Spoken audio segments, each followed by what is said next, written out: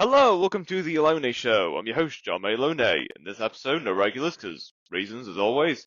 As for our guest, he is from Times Square, New York City. He is a jazz artist, entrepreneur, philanthropist, and the founder of Jazz for Peace. And possibly a lot more, but we'll get into that. Ladies and gentlemen, I give you Rick Delarata. Hey, how are you doing? So glad to be with you. You guys are pretty far away from Times Square, right? Yes, I am. I'm gonna guess maybe Australia or something. I don't know. No, but you're guessing there. The UK. You definitely have a British type of accent, right? I do have a British accent. So is the UK closer? Yes, it is. Oh, good. You So, want me to guess how's... the exact city or something? I could try, but Yeah, you can try. I've performed. I've only played in once. I played once in London for a week at a famous jazz club called Ronnie Scott's, but I haven't been to like Scotland and some of the other ones. So I'm gonna have to say, would it be England? Yes, it is in England. Ooh, I was on a podcast from Manchester only a few days ago. Oh, really? Yeah, how far are you from that place? I'm actually in the city where the last podcast you've been on. Amazing. So you're Wow. on another podcast that's based in Manchester. I was on a podcast only a few days ago where the person was in Manchester. I'll have to get you the name later, the name of the podcast. But yeah, he was in Manchester and he wanted to have two musical artists on his podcast. So he had me from Times Square here, and then he had another, a woman from London. And the crazy thing was, this is the craziest thing now, you're not going to believe this, but I wanted, because she was more of like a rock, she wasn't really a jazz musician, and I wanted to reach her through jazz by playing a rock song or a contemporary song. Do you know what I mean? So Yeah. I told her, I said, I'm thinking about playing a song by this band called Linkin Park. And I said, have you ever heard of them? And she said, have I ever heard of them? She said, I love them. And then she turned around and she had, I don't know if you ever heard of this band, Linkin Park. Have you heard of them? Yes, I Okay. have heard of them. All right, so just so you know, this woman had Linkin Park's logo tattooed on her neck, on the back of her neck. Oh, So, interesting. yeah, so I definitely hit the jackpot with that. So she couldn't wait to hear me play a song by Linkin Park and turn it into jazz, which is what I did. Fabulous. So, Yeah, Rick, how's life with you? I don't have any major complaints, but my life is basically it's deciding what I want to let break my heart, because there's a lot of things going on that could break your heart, like wars, these crazy things in the Middle East and the Ukraine, and it's kind of heartbreaking. And then there's a dysfunctional society and things like that. So I really my heart is only so big, and there's only so many things that can break it. So I just have to pick and choose my battles and what I want to try to see what I can make a difference in. But my passion is really trying to make a difference in our world's problems. Yeah, you know what? Today, I'm feeling the same way. There's so much going on in this world. How are we making this far in life? You know? How how did we make it as far as we did, you mean? Yes. That's something to be thankful for, because we could have wiped out even sooner. Um, there are issues. I mean, there's a lot of issues now with hurricanes, where they're saying they've never seen hurricanes this late in the season forming in the areas that they're forming. One formed off the coast of Africa that has never happened before in the month of October.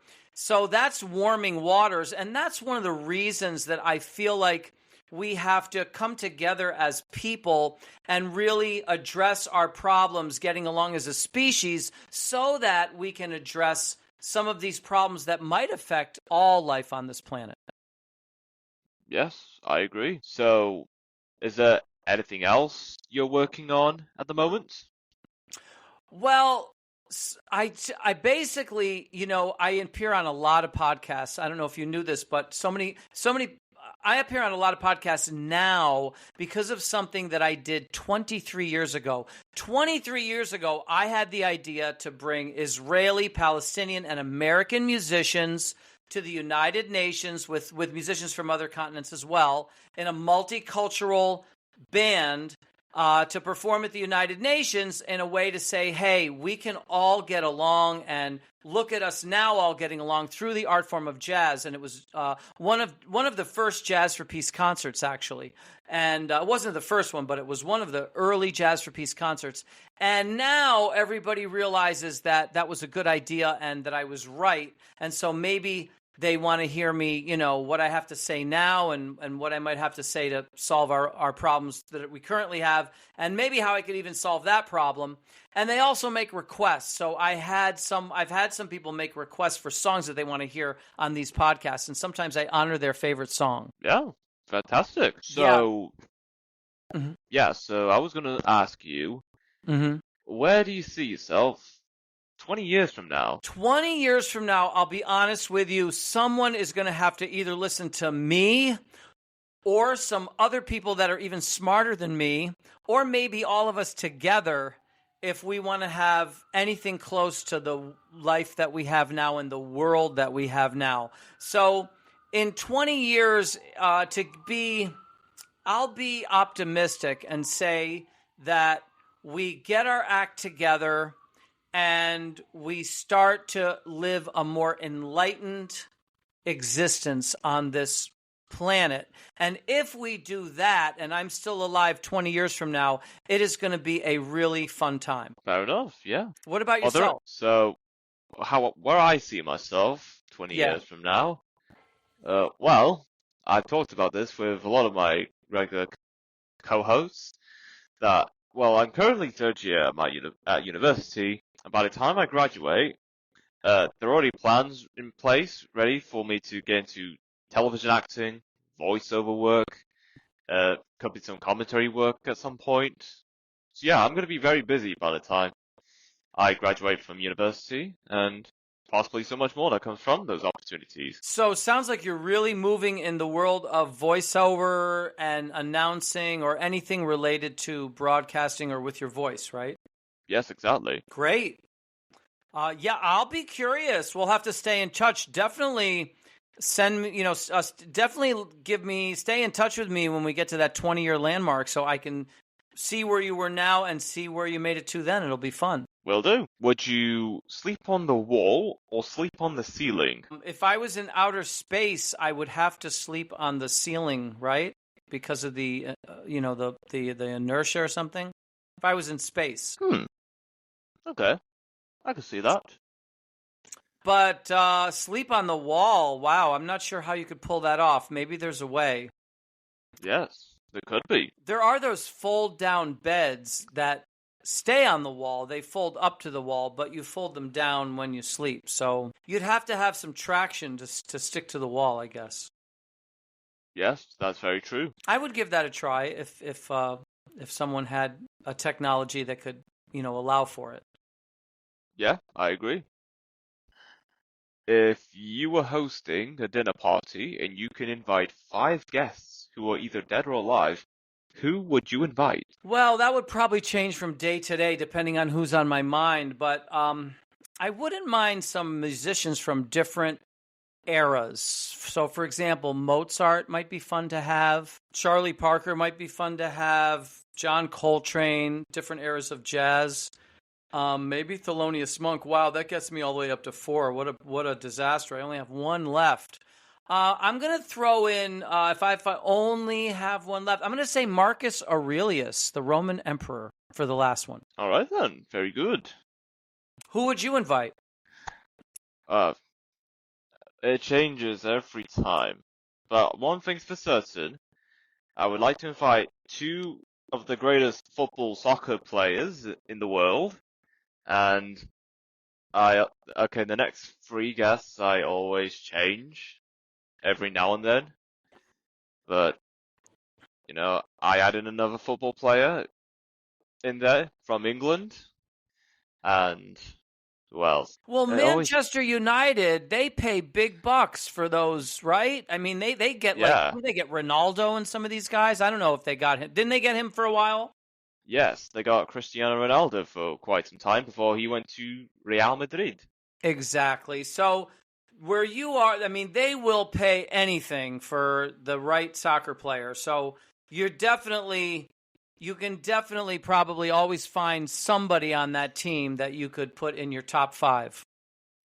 Yes, absolutely. Well, if they let you invite a sixth person to that dinner party, I hope you'll consider me. I'd like to meet some of those players.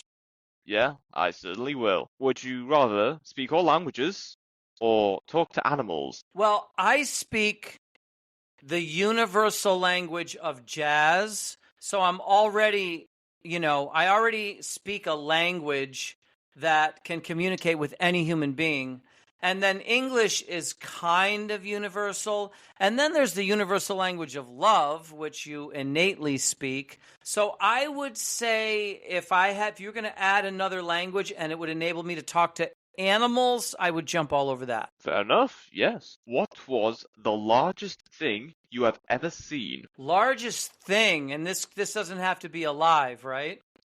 No, it doesn't have to be. I mean, one time I was at the top of something called Angel's Landing, and I climbed all the way up it, and it was in Zion National Park in Utah, and it was 8,000 feet high where I was. So whatever that formation was, that's probably up there with one of the largest. All right then. Yeah, I could see that. I'd like to see that someday. Yeah, come to the U.S. and go down there. I ski in that state. It's called Utah. And then sometimes just before I finish skiing and I come back to New York, at the end of my ski season, I go south to one of their national parks, and the national parks are absolutely spectacular. So I highly recommend that for your trip to the United States. All right then. I will certainly consider that. If you could live anywhere in the world, where would it be? If I could live anywhere in the world, I would probably live someplace. If I had a choice to live someplace where I was surrounded by people who were dedicated to empowerment and enlightenment and exploring what the arts, the true potential of the arts and culture to change my world for the better, I would go wherever that was, no matter what country, no matter what city, no matter what state, no matter what jungle. If there was a bunch of indigenous people that were the way I just described to you, I'd go live with them. Can't argue with that. What was the last funny video you've watched? Someone sent me a video where they took all of these world leaders and presidential candidates and they stuck their faces in where there was a band. It was like a music video. So in other words, they had Vladimir Putin was the drummer and Donald Trump was a guitar player, for example, and they had Kamala Harris and they had all these, they had that guy from London with the goofy hair, the guy who never combs his hair from London or from England. Boris Johnson, right? Yeah, Boris Johnson. Boris Johnson has never seen a comb. Is that correct? I mean, I've never seen him comb his hair. Yes, that is very true. They had him in it. They had to have him because, you put him he's funny even if even without any, do you know what I mean? Even without any instrument in his hand, he'd just be funny. They just put him in there playing. But he was playing some instrument. I can't remember which one. And so they had these guys playing a song, and it was kind of hilarious because, it was a music video with all their faces. With all their faces instead of the band members. Yeah. That's funny, right? Yeah, it sure is. Do you travel often? Travel? I have over the course of my lifetime. I don't specifically make, I don't travel. I don't push myself to travel. It's just that situations come up where I have to travel as a musician, as a artist, as the founder of Jazz for Peace. So I've traveled all over the world. For example, Africa, I've been there 9 times. Yes. I agree. Would you ever try space tourism? Would I ever try, what is it called? Space tourism. Faith tourism? So that's No, space. space. Yes. Well, it depends on how much information they could give me about it so that I really understood what the heck I was doing, because I know there's something called the Van Allen belts that circle the, when you go out into space, like there's a million satellites up in space now, all kinds of satellites, but to go further out, like to actually travel to the moon or to Mars, you have to go through something called the Van Allen belts. And apparently we got people through them, but there's a lot of people who say it's very tricky to get human beings through those belts. Yeah, that's true. There will come a day when something like that will be achieved. Well, quite possibly if, like I say, if we don't have a problem with our climate or a problem with nuclear, people using nuclear weapons, things that would really cause us to not be able to, to not be able to progress in other areas. Yeah, fair enough. What is your favorite season? Well, because I love to ski, I would have to say winter. It would be spring or fall if I didn't ski, but because most winters I've spent skiing, so those are some of the most amazing days for me. Yeah, I'd say I'd go for winter as well. Really? So do you Yes. ski or anything? What do you do in the winter? Uh, I just like sitting at home, cozy up at the fireplace, watch some movies. I just like the cold in general, because, well, if you ever get too hot, I could just unravel the layers and just cool down. But in the summer, no matter how many layers you take off, you're still gonna be hot. Well, So with a lot of these record-breaking temperatures that are happening, I would definitely have to say that the hot weather, the summers are getting, they're getting a bit more difficult to navigate. yes, what is the best way to travel? I personally don't mind traveling by boat, but I don't have the opportunity to do it that often. Okay, fair enough. Who was the funniest person you've met? That I've ever met. Let's see. That I've ever met. Who was the funniest person? Unfortunately, the funniest people that I've ever known of, I never actually met. But yeah, I'd have to say there's a handful of people that are tied for the funniest just because they're all really funny in their own way. Good point. What is your strangest hidden talent? Actually, that might be twirling my pencil or pen. Someone taught me how to do that in junior high school, and I can twirl it around my thumb. And I just sit there, and if you're watching me closely, if I'm just sitting at a desk, you'll see a pen just twirl around my thumb, and I catch it. And it just twirls once, and I catch it. And after I do it for a while, like when I was in a classroom, pencils and pens started falling all over the floor because the other kids in the class would see me and they try to do it with their pencil and pen, and it's not easily learned. I mean, you can't just do it on the first try or even the 10th try. So all of a sudden, pencils and pens would just be falling all over the place and interrupting the teacher. Yeah, I could do that actually. You can do it? Yeah. Excellent. You kind of flip it around your thumb and it circles your thumb, and then you catch it with your index finger, right? Yes. Okay. So, yeah, you'll find if you just sit with a whole bunch of people and do that, very few of them will be able to do it. Maybe none. Yeah, very, very true. I knew someone that did it, and I liked it, so he showed me, and I practiced it. So, these other people, they just see me do it, and then they try to do it, right away, and it's, it's not something you just get on the first try. Fair enough. What's the best way to start the morning? For me, with exercise. So, my favorite way of all is to go skiing, is to just be on that first lift that goes up the mountain. But my second favorite way is to swim. Just go to the health club and start the day off with a 1 mile swim. Nice. Great way to stay active. Yeah, it raises your endorphins or whatever, and now it puts you in a little bit of a higher, you know what I mean? It puts you in a space that is of interest, you know, it's your heightened, it puts you in a heightened space. And now the day is yours to screw up, but you're already, you know what I mean? It's like getting it's like a golfer getting a handicap. You have a better chance of having a great day if you do that. Yeah, indeed. What bad habits do you want to get rid of? Okay, bad habits. Well, okay. So the bad habit I would like to get rid of is, I don't know if they call it remunerating or something, or ruminating, they might call it. But I have a problem because I ultimately am happy with just pretty much all of my decisions in life. But that decision, like, there's other things I would love to have in addition, but most of them you couldn't have in addition. It's a either or.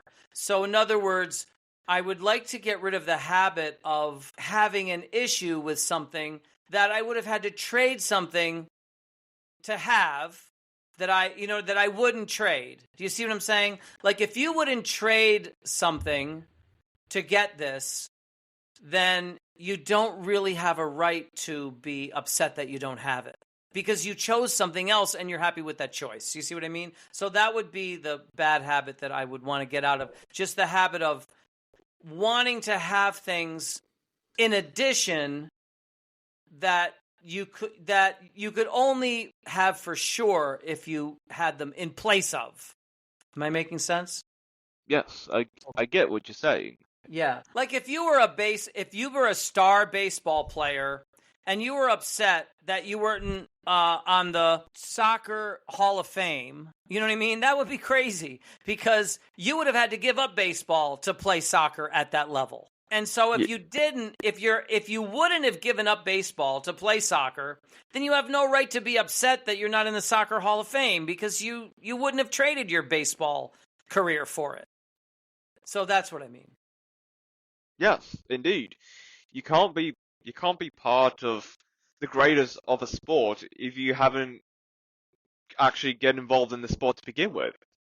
Right. And so that's what when you transfer that into life, yeah, I know that if I didn't make this other choice over here, I could have done that over there, but I couldn't have done both. And if I could have done both, I would have been happy to do both. But I wouldn't have given up what I did over there to get this over here. I wouldn't have given that up. So if you're not going to trade it, if you're not unhappy of the choice you made, then, you're getting upset for no reason.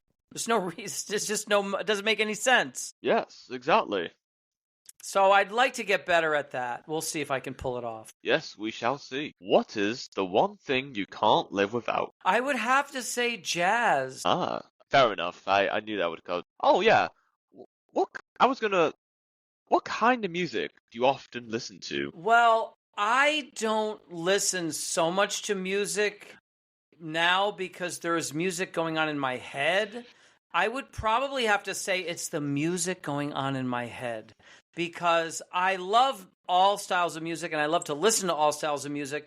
But other than like a song I'm learning or a song that someone requested for me to learn, I don't really listen to music the way everybody else does, and they get in their car and turn the radio on. I don't do that because I have music going on in my head, and I'm even visualizing it and practicing it in my head and slowing it down and doing stuff like that. So I would have to say the music in my head is the music I listen to the most, by far. Fair enough. If you had to choose between never use social media again or never watch another movie or TV show again, what would it be? If you're going to say movie, I might give up the social media, just because social media is not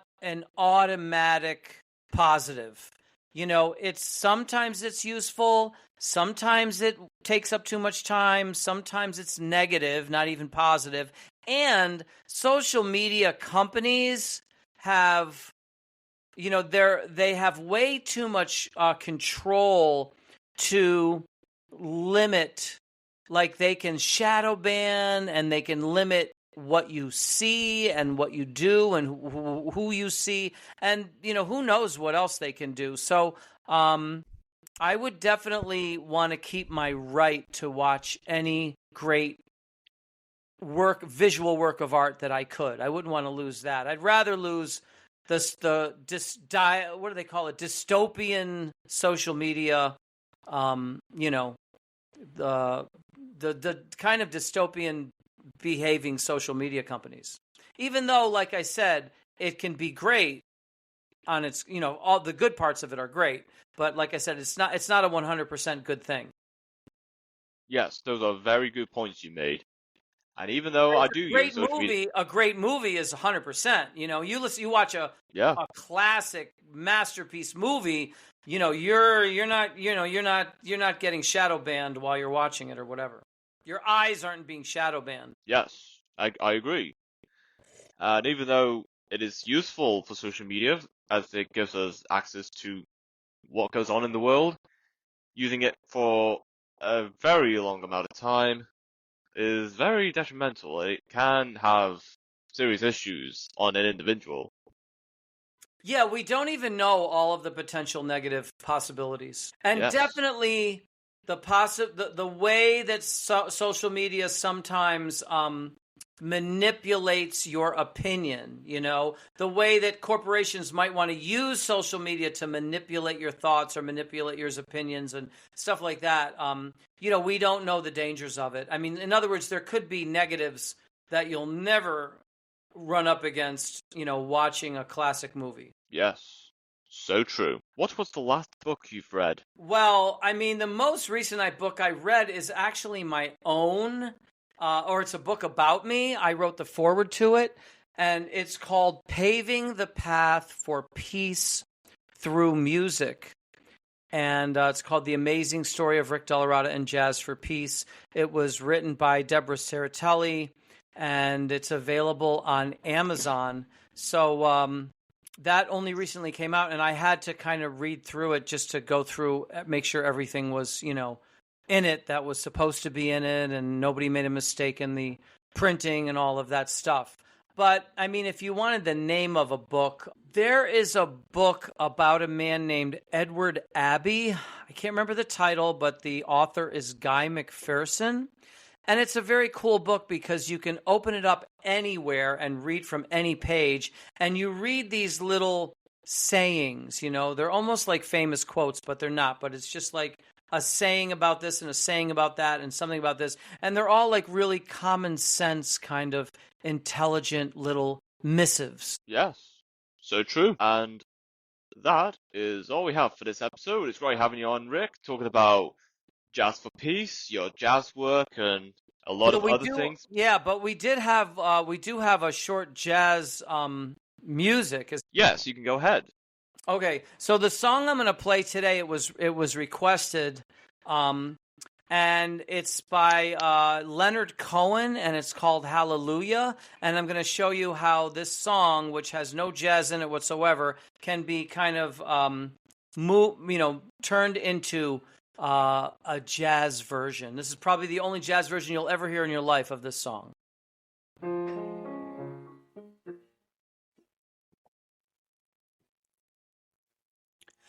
I heard there was a secret chord that David played and it pleased the Lord. But you don't really care for music, do ya? It goes like this: the fourth, the fifth, the minor fall, and the major lift. The baffled king composing hallelujah. Hallelujah.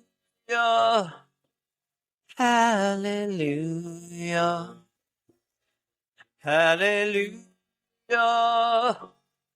Hallelujah.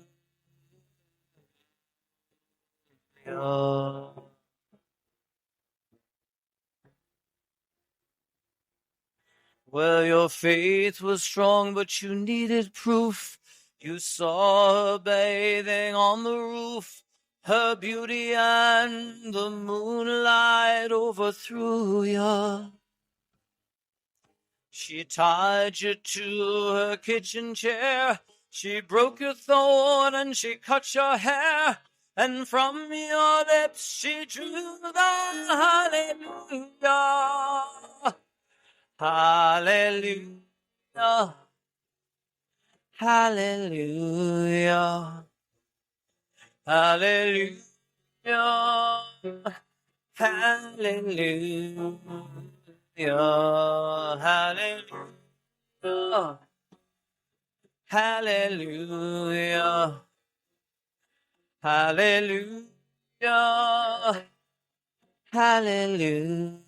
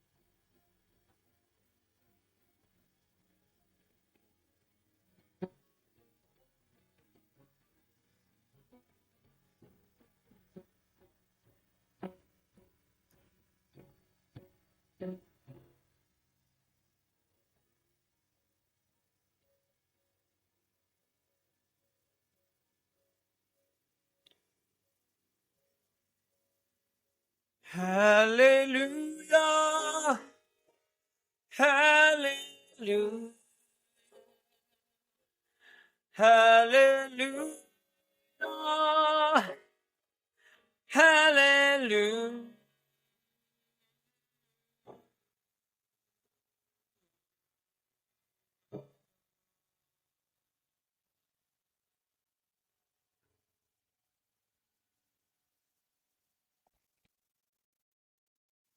Fabulous.